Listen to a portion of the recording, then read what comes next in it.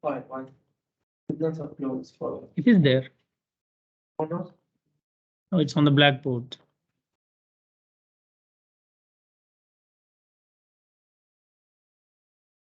You can simply copy this one from the book also. I uploaded the file also, by the way.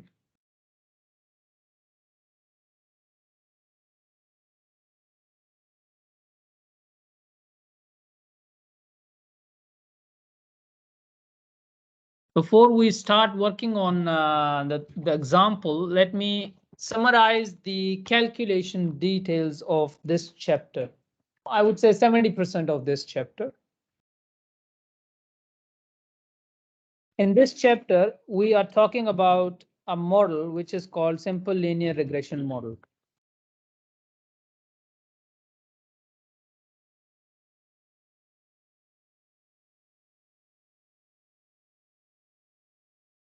There is a line that passes through this model, and this line is represented by expected value of y given xi, and this line is beta naught plus beta 1 xi. To estimate this line, we have a predicted line which is yi hat. This is beta naught hat plus beta 1 hat times xi, where we have the formulas for beta naught hat and beta 1 hat.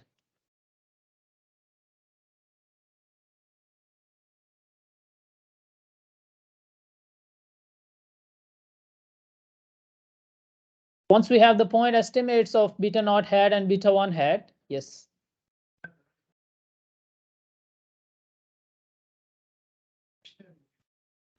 We assume that the term is variable and we assume that Which term in the model? everything. Keep it simple.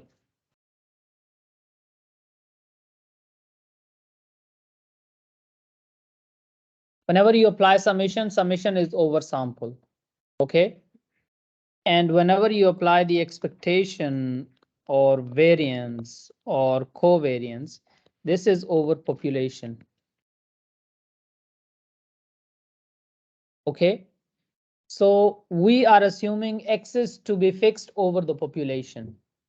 So whenever you are applying one of these operations, you will assume x is to be fixed, or any function of x is like ci. And whenever you are doing any operation over sample, you will not assume them to be fixed. Over sample, no, they're not fixed. Sorry, over population, they are not fixed. Beta naught hat, beta 1 hat, they are not fixed. Beta naught and beta 1 are fixed. These are fixed quantities. These are not.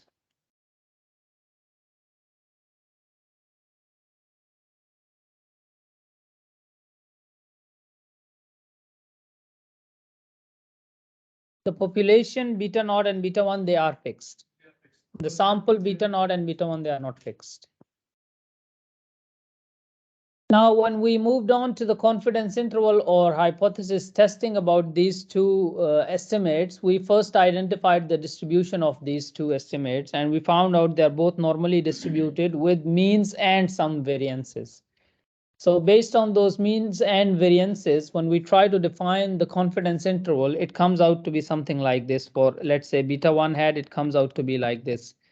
Z alpha by 2 times square root of sigma square over sxx. And we get into the trouble of having this sigma square. So we say this is more like an impractical confidence interval, although exact, but an impractical confidence interval. So what we do is we replace z by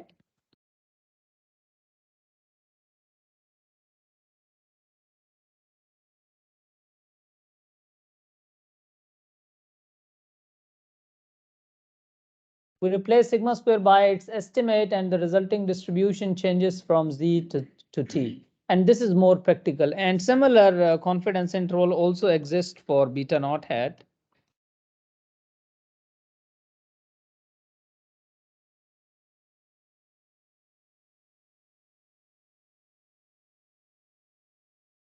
Which is this.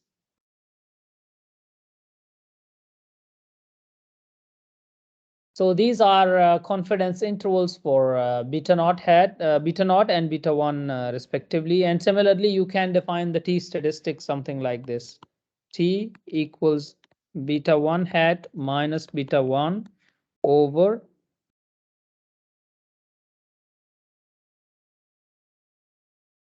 this for beta 1. And you can also define T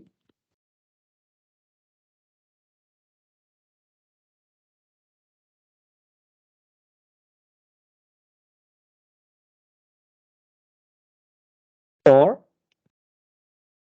the intercept. And this is all we have discussed so far. Once we get done with the application of all of this, the next thing we are going to do is the prediction using the model. Until now, we haven't used the model. We estimated the model and we are evaluating the model. How good is it? Is beta significant or not? We are still evaluating the model.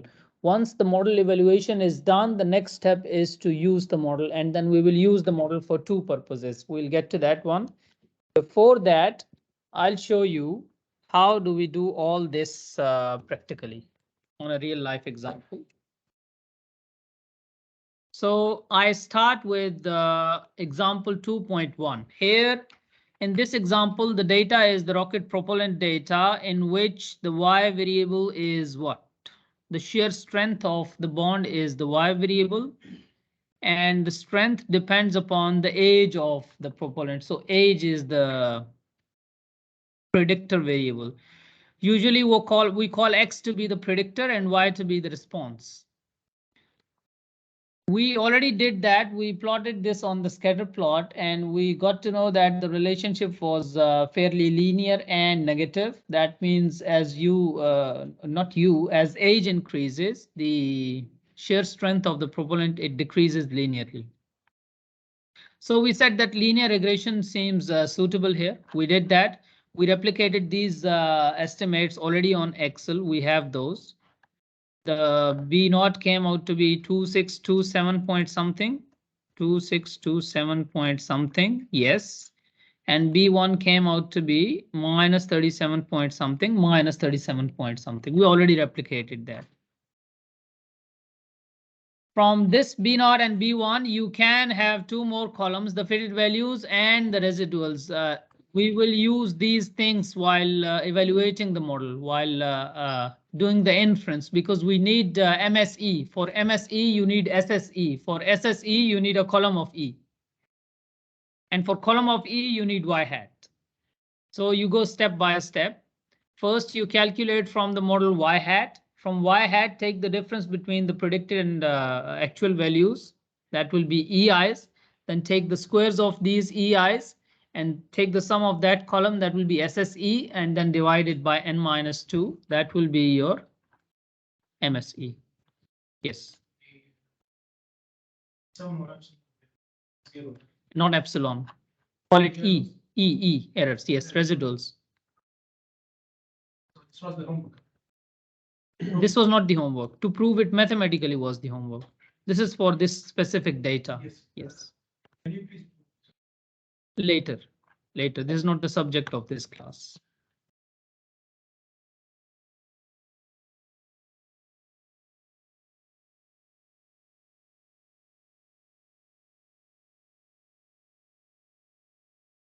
Here is all the discussion of estimating sigma square by MSE. You can read it. Then this is example 2.2, where we are going to estimate MSE for the same data. And I think we did it already. What we did is we had Y's, X's. We created three new columns to get beta naught hat and beta 1 hat. From the beta naught hat and beta 1 hat, we get these predicted values. Then I took the difference between the actual and fitted values. I got EIs. Then I took the square of EIs. And this sum 166254 point something. This is your SSE 166402 point something. This is your SSE. Is there a difference? There is a difference. Why is there a difference? 166254 and here is 166402. Why is there a difference? because of the rounding, the things reported in your book, they are rounded. The ones you see in the Excel, these are exact. So if you round each and every value here, there will be a lot of difference here. I think they're rounding EIs. So their squares, there is more difference in the squares, and then some, there is a big difference. So the ones in the book, they are rounded. Anyhow, when you divide it by n-2, which is 18, you get MSE to be 9244, and we got the exact value of MSE to be 9236 point something. Don't worry about this difference. You got the exact value. This one is exact. Then in the next example, they talk about hypothesis testing about the slope and intercept. This is example number 2.3. Now in this example 2.3, they say we test, is the font visible?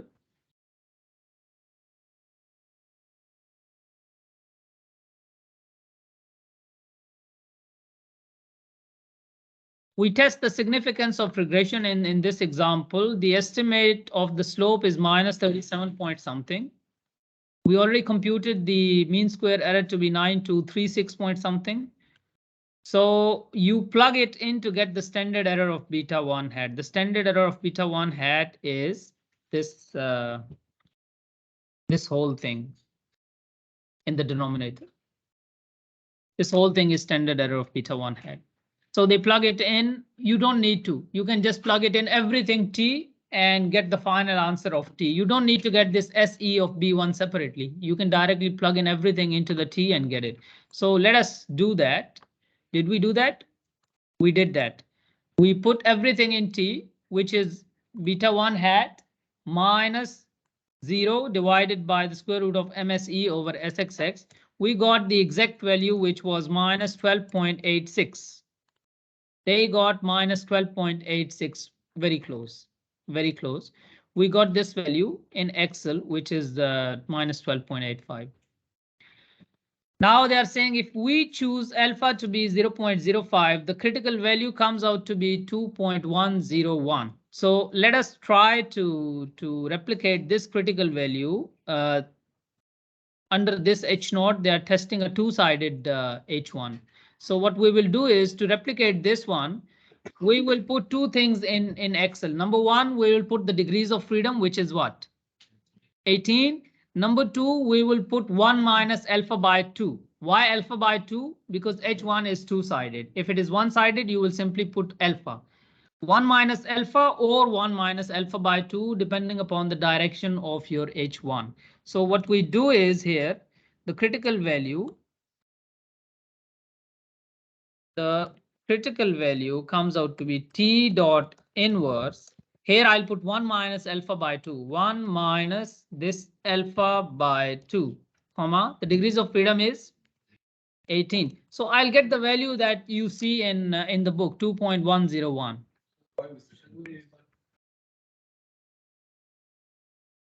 You can put. Anyways, it will not affect. It will do the multiplication first. Yes. It will do the division will be done first, and then it will take 1 minus. You put it or you don't put it, it will not make a difference. No. It's not 1 minus alpha whole divided by 2. It's not like that. It's not like this. Yeah, it's 0.975. Yes. Can you please explain? 18 or not 19. Here in regression, the degree of freedom is n minus the number of parameters you are estimating. In simple environment, when you are talking about the degree of freedom, it's n minus 1 because there is one other parameter you are estimating. Here you are estimating beta naught and beta 1 too. So you lose 2 degrees of freedom. It is n minus 2. Was just E1, right? Which model? No, in regression, there will be nothing n minus 1. You will not see n minus 1 in this whole course. It's either n minus 2 or n minus even more than 2 if you have more predictors. If you have more slopes, there will be n minus 3, n minus 4, n minus 5. You will not see n minus 1 anywhere.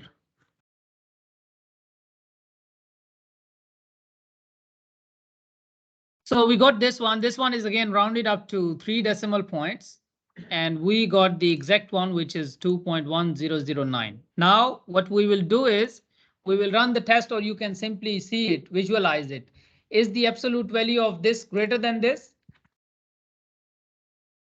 We will reject H naught if T absolute is more than 2.101. Is T absolute more than 2.101? Yes. Yes, it is. The value is actually negative. No, for two-sided hypothesis, no. Even for single-sided, no. The negative is there in the formula.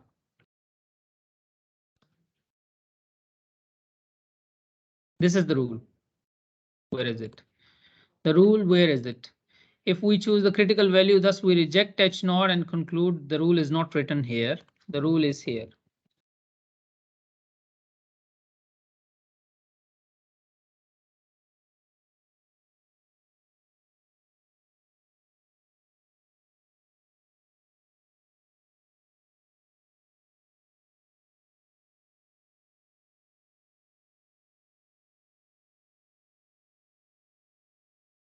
I call it T1 minus alpha by 2 because in Excel you are putting T1 minus alpha by 2.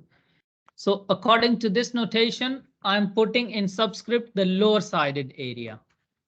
So this is the rule. So according to this rule, your T naught is what? Minus 12 point something. Absolute. Is it more than 2.101? It is. So you reject H naught and you go with this hypothesis. You go with this hypothesis and you say that beta 1 is not equal to 0. Now, this is a very important result. When you are running a regression, you actually want to reject this H naught. Because if you fail to reject this H naught, you accept that beta 1 is. There is no relation. Your first impression about the scatter plot was wrong. From the scatter plot, what did you say? We see a linear relationship. If you see a linear relationship, only then you run the linear regression. So you actually want to reject H naught. Yes. No linear relation of These are two different things. they failed to reject the H naught. No linear relationship. No linear, not Yes. Yes. might be another type. I was about to give you example that will confuse you more. So just stick to no linear relationship, right? Scatter plot shows that they're like a quadratic relationship. Khalas, now you bring it, so let me give you the example. Let's say this is your data.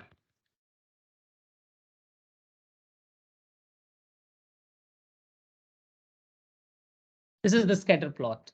Do you see a relationship? Is there a relationship? It is very strong relationship. There is, and there is very strong relationship. But if you run this test on this data, you will fail to reject H naught. Because the relationship is there, but it is not linear. Here you will accept this. It will be close to 0. You will fail to reject H naught. But again, your conclusion will not be that there is no relationship. You will conclude that what? We fail to reject H naught and we conclude that there is no linear relationship. Okay, let us move on.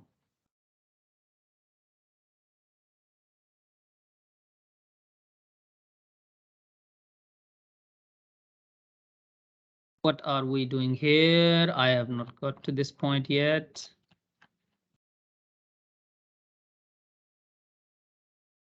Interval estimation, the confidence intervals. Let us create the confidence intervals for beta naught and beta 1.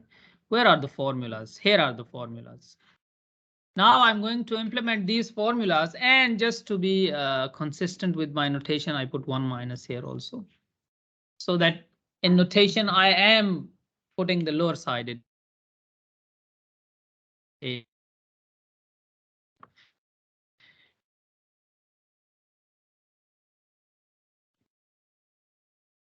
The critical value, which is 2.101.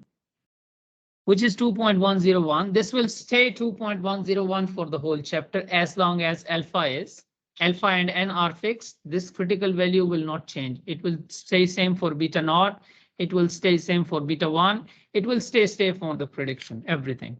So let me implement these formulas and calculate the confidence intervals. So I have almost everything here. So let me say this is the confidence interval for beta 1. There will be a lower limit and there will be an upper limit.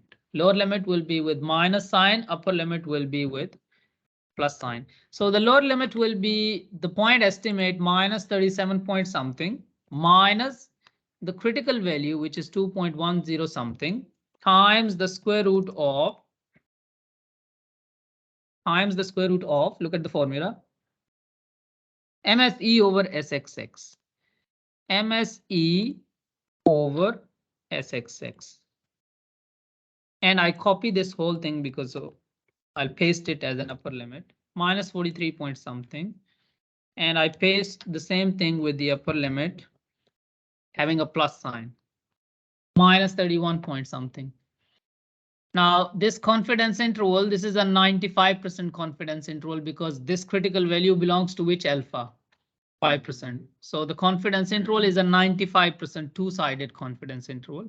For this confidence interval, we will say that we are 95% confident that the slope is between minus 43 point something and minus 31 point something. You can also say we are 95% confident that the average decrease in y due to a unit increase in x is between 43 and 31 and 43. So there are different ways of interpreting it. You can interpret in terms of the interpretation of beta 1, the slope, or you can simply say the slope. You can give the meaning of the word slope, or you can simply say the slope. Any way you like. Similarly, let me call it, okay.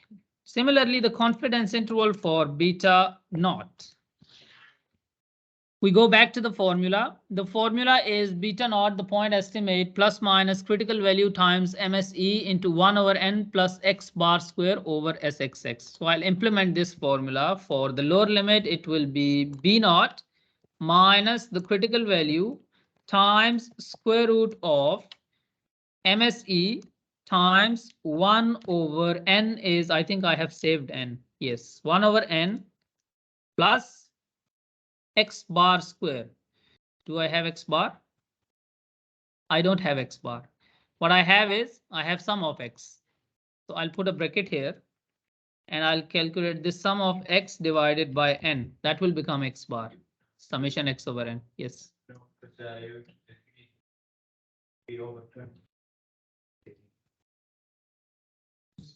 This is n. Degree of freedom is n minus 2.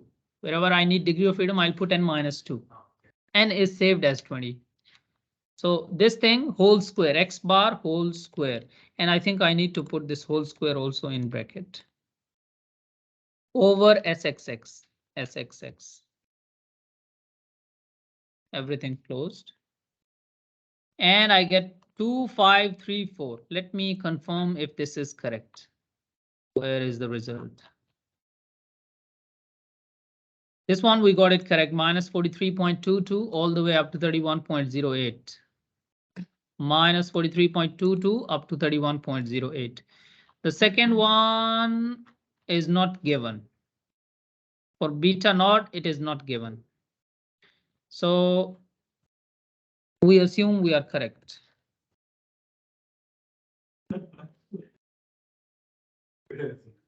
This is the upper limit. How do you interpret it? We are 95% confident that the average value of y when x is 0, that is between 534 and 2720. Average value of y when x is 0, that's beta naught. What if it is not? Yeah, if it is not possible, practically, if it is not possible for x to be 0, you will say this quantity is not interpretable. You cannot interpret it. If physically x equals 0 doesn't exist, then you don't interpret it. Very simple. I think because that's the Maybe. Here in this example, is it possible for the propellant to have age 0? I think it's not, so you'll not interpret it. You'll just give that this is the 95% confidence interval for the slope, but you will not interpret it. You'll not physically interpret it. Although it's a debate whether a new proponent, you can call its age to be 0, but it's debatable. We'll not go into this debate. Okay, now we move on to the uses of this model that we have derived. We have done everything. Number one was the definition of the model. Let me summarize what we did in this chapter. We defined the model, we estimated the model, and we evaluated the model. The fourth and the final use will be we are going to use the model now. Yes.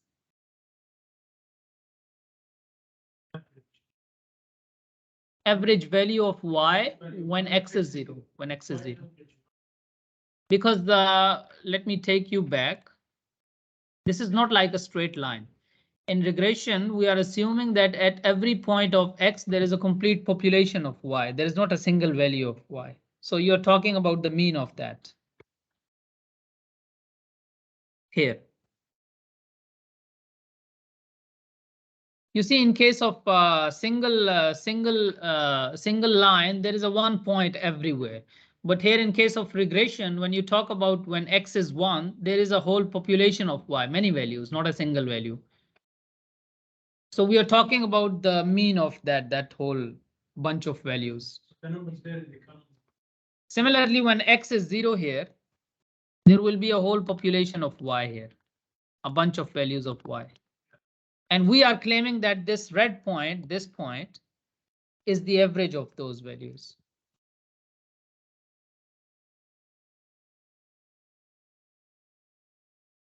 Again,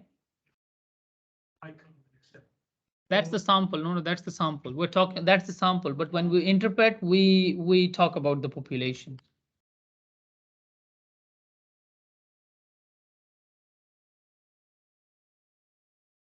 Let's continue the discussion from this diagram. Now, here, when I have the model, when I have the estimate of this red line available, I can use it for two purposes. And to explain those two purposes, I will give you another example. Before regression, I'll give you another example. The example is, suppose I tell you that I have taught 310 infinite many times before, and I have the data for all the past students. And I tell you that on average, the final score out of 310 is 71. Mu is 71. I tell you the mean score of stat 310 from the past data. And then I get a batch of students for this semester. Now here I can, using the past data, I can ask you either to give me a guess for the average of the class, right? This is one use. I can ask you to give me a guess what will be the average score of this whole section. Or I can ask you to tell me the score of a single student. That's another way of using the information. So I can use the past data for two purposes. Either to estimate the average or to predict the single value, right? Now, if I tell you that the past average is 71, and I ask you to give me an interval estimate, 95% confidence interval for the class average of this semester, what will you give me? 69 to 73. 69 to 73 maybe? 65 to 75 maybe, but you will stay close to 71. Why? Because I'm talking about the average of 30 plus students. So there will be some good scores, some bad scores, but ultimately they will bring the average back to around 71. So the chances of fluctuation are less. Why? Because I'm talking about more people. What if I ask you to predict the score of a student and I don't tell you anything about the student, a student? Still, I'm telling you the past average is 71. Predict 95% confidence interval. Make a 95% confidence interval for a student. I will pick that student randomly. Even I don't know who will be the student. What will be your 95% confidence interval? It would be a difficulty. it will be difficult to predict. Why? Because there is a chance of more fluctuation. One student can range from anywhere 30 to 90. 99. 100. So the single student is tough to predict. And the average is easier to predict because there is less fluctuation in the average. Now we'll do exactly the same two uses in here for the regression. For this regression, let's say in future, we observed a specific value of X, the age of the propellant. Let us say it is, let me find a realistic value. Let's say in future, we want to study when the age is 15. Let us say 15 is a realistic value. Now, when the age of the propellant is 15, will there be only one propellant that is 15 years old? 15 years or 15 weeks or whatever is the unit. There will be many, right? Now for this value of X, there will be a complete population of Y. True? That population will have a mean, right? Now, one of the purposes to use this model is to estimate that mean. What is that? The average shear strength. The average shear strength of all the propellants which are 15 weeks old.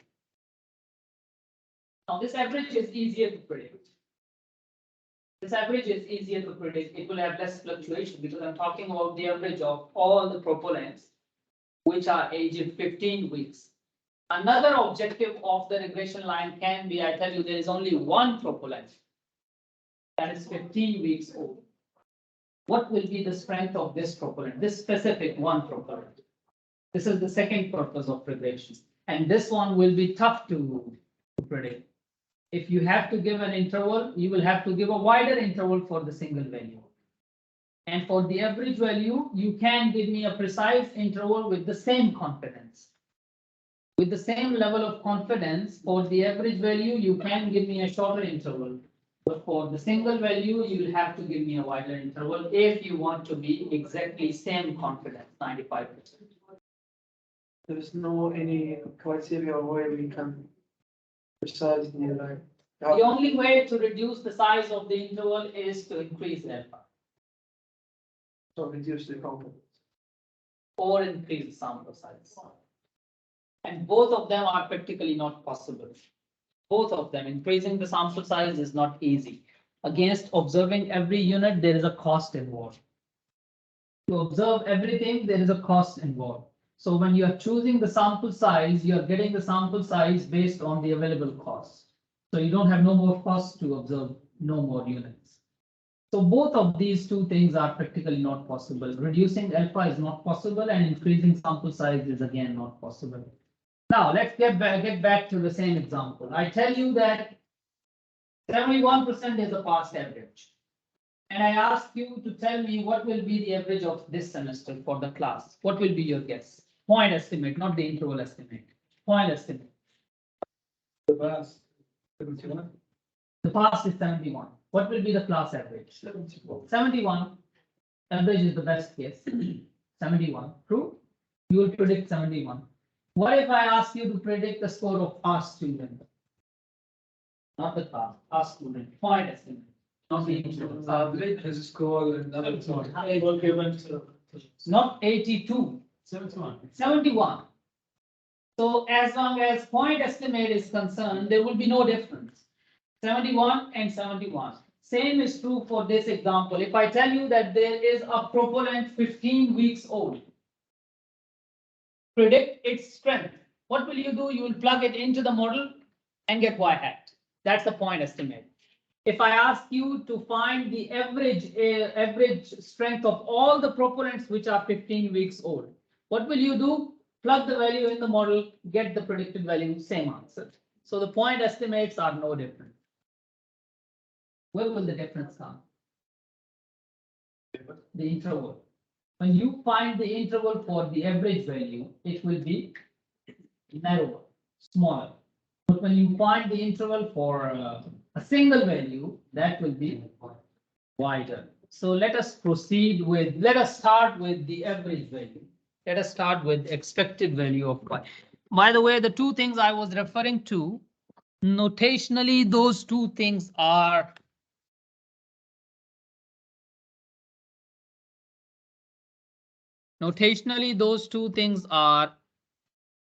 mu of y when x is x naught and y naught.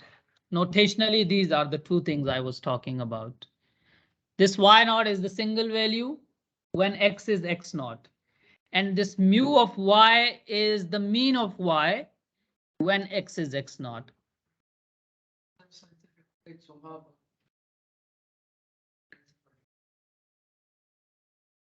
other than the linear regression.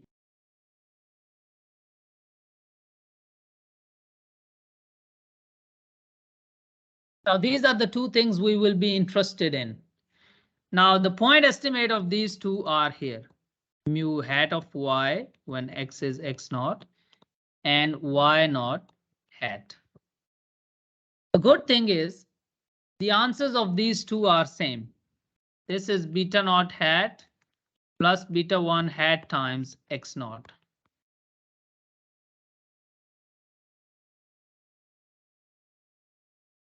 Point estimates are both same. So if I ask you the question that in future I have a propellant, which is 15 years old, a propellant, which is 15 weeks old, predict its strength. You will do what? You will plug in 15 into this model. Where is the model? Where is the model?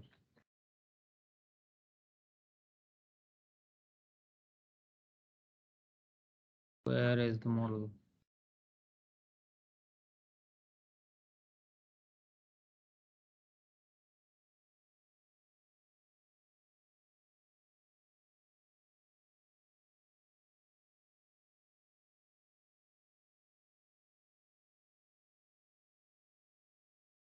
Where is the model?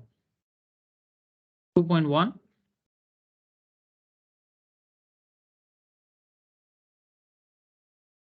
Here is the model. In this model, you will just put x equals 15. And that will be your predicted value of y, predicted shear strength of a propellant, which is 15 weeks old. And what if I ask you to estimate the average shear strength of all the propellants which are 15 weeks old? You will do what? Put 15 in this model and get the result. So let me write it here.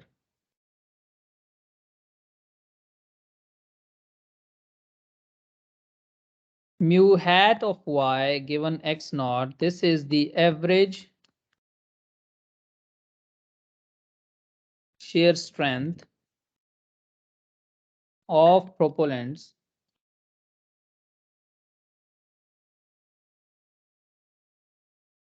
that are 15 weeks old. No, not hat, without hat.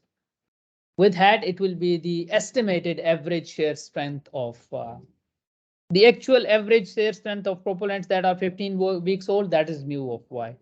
And y naught is the shear strength of a propellant that is 15 weeks old. We are after these two quantities. Now it's your job to identify from the question whether you're interested in the first one or the second one. Are you interested in the average of y when x is x naught or the value of y when x is x naught? Again, there will be no difference in the point estimate. The difference will come at the interval estimate. Even explanation is okay. The difference will come in the interval estimate. Yes. Again? Yeah, for this one, the estimate is denoted by, for this one, the estimate is denoted by mu hat of y given x naught. For this one, the estimate is denoted by y naught hat. Just put a hat over it. That's the estimate. And this is beta naught hat plus beta 1 hat times x naught. This is beta naught hat plus beta 1 hat times x naught. Same.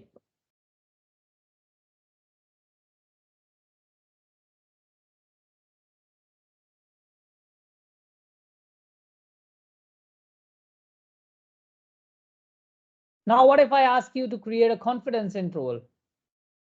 Usually you will see the two different terms. For the first one, you will see the term confidence interval. For the second one, you will see the term prediction interval. For single value, you will see the term used in the books called prediction interval. And for the first one, you will see the term confidence interval for the mean of y when x is x naught. Now, what if, let's talk about this one. What if I'm interested in a confidence interval for this? What do I need? I need the lower and upper limit, and lower and upper limit comes from where? It comes from the variance. It's actually the point estimate plus minus t alpha by 2 times the square root of variance. So I need the variance of this quantity,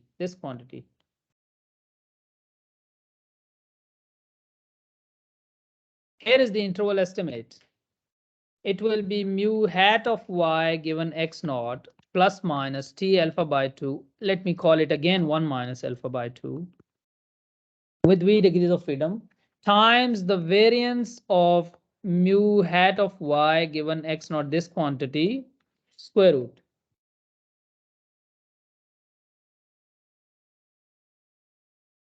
Now I need the variance of this quantity. Which quantity? This quantity. Variance of mu hat of y given x naught is the variance of beta naught hat plus beta 1 hat times x naught.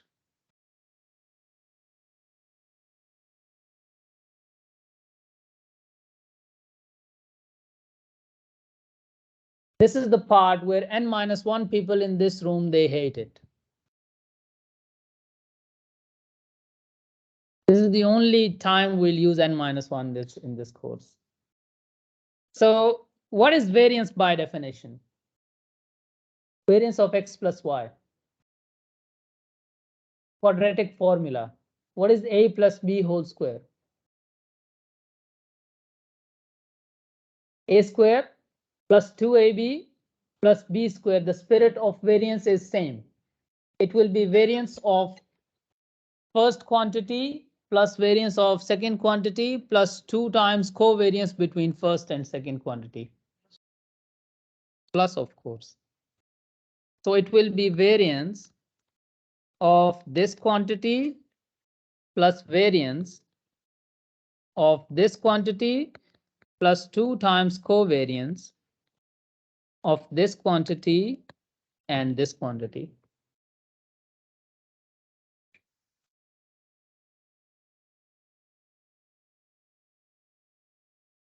What is variance of beta naught hat? We found it before.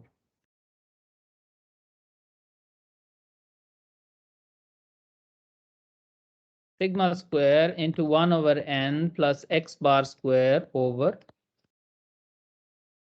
What is variance of beta 1 hat times x naught? X naught is a constant value. It will come out as square, true.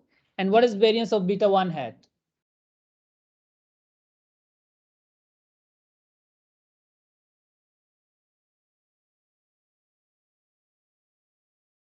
Zero.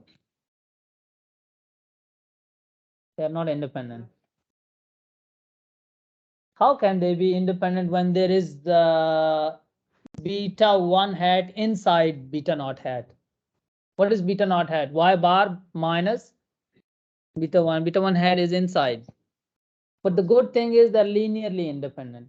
When two things are linearly independent, their covariance is 0. Now, this is what I want you to prove.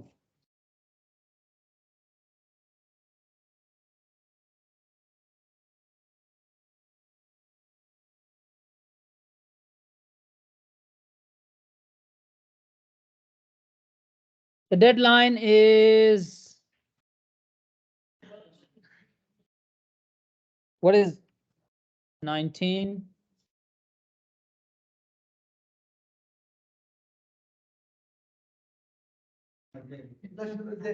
National 23rd is National Day.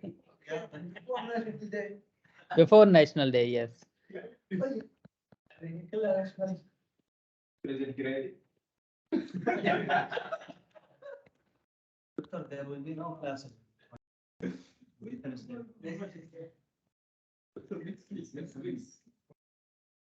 Make it in some day. If you could correct us with that, Allah. what's in zero? 250.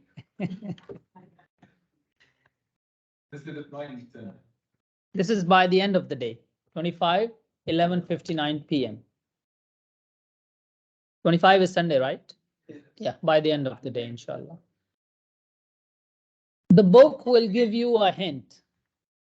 The book will give you a hint how to prove it. But again, you have to prove it yourself. You can use all the resources you like. What is the? I'm not sure about the date. We'll decide mutually. Chapter 2, 1, 2 plus 2, 2.5. Half of chapter 3 and 2 and 1. Half of chapter 2, half of chapter 3, 2 and 1. We are in the last section of chapter 2.